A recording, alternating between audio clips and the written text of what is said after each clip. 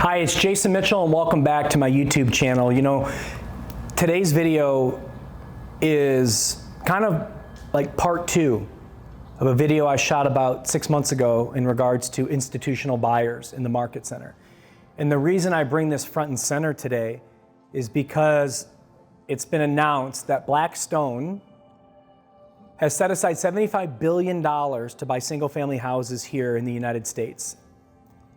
And all I can tell everybody out there is that if we allow that to happen, we are crushing the ability for the middle class and lower middle class to ever find a way to gain wealth in this country.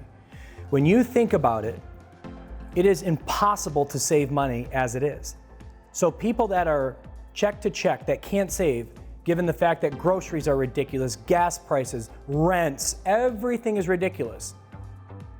If you take away the ability for somebody to buy a home because you're scooping up all the inventory, they'll never ever be able to retire. They'll never ever be able to put their kid through college, because home ownership leads to wealth, and wealth leads to the ability that after 10, 15 years that you got, you know, $200,000, $300,000, $400,000 in your house saved up so you can take an equity line out so your kid can go to a great school.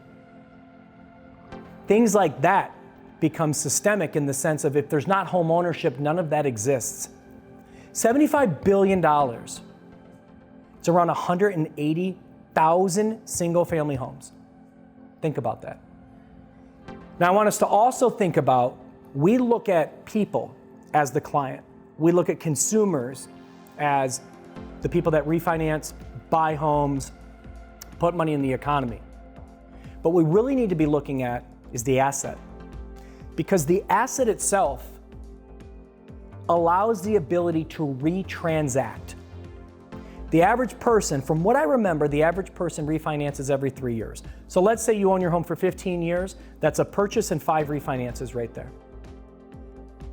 And when you think about the asset itself, not having the ability to have a purchase or to be refinanced because it's now owned by an institutional investor that will rent that home out forever and never introduce it back to the market, that means that that product, that asset, no longer exists. Now, what does that mean in terms of exist for mortgage companies? It means that that's impossible now. There's one less home that you can refi, there's one less home that you can do a purchase on.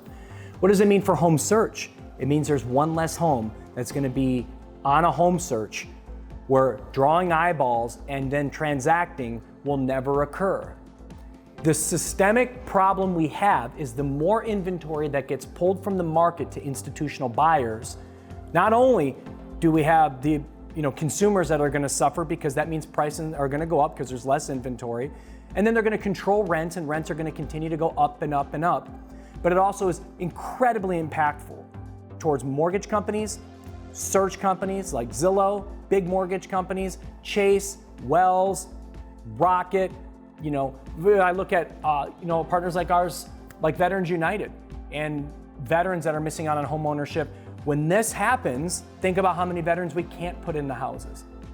All the big mortgage companies, all the big search providers, and then I even look at companies like Lowe's and Home Depot. Why is that important?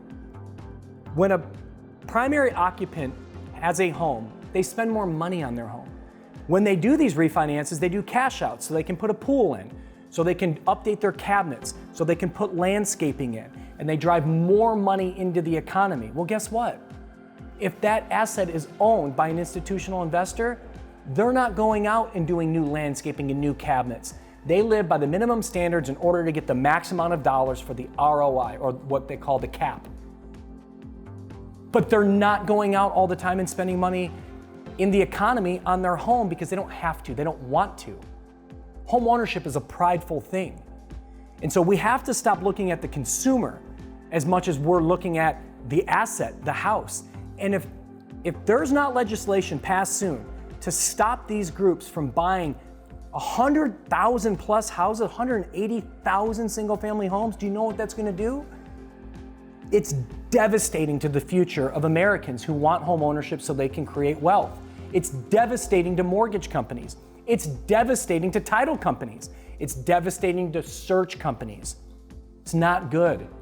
We have to come up with policy. And I put forth numerous plans on how to do so. You tax based on the number of doors, and then you tax credit on the number of doors that you release year over year.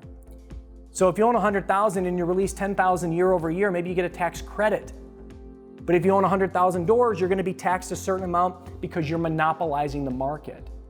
But yet, these companies have the largest lobbyists in the world that are greasing politicians and greasing their way through, so there's never any legislation passed. And if we can't pass it on a federal level, then we need to look at it on a state level, because we cannot allow these houses to get scooped up to be rented out for an eternity. It's going to crush people.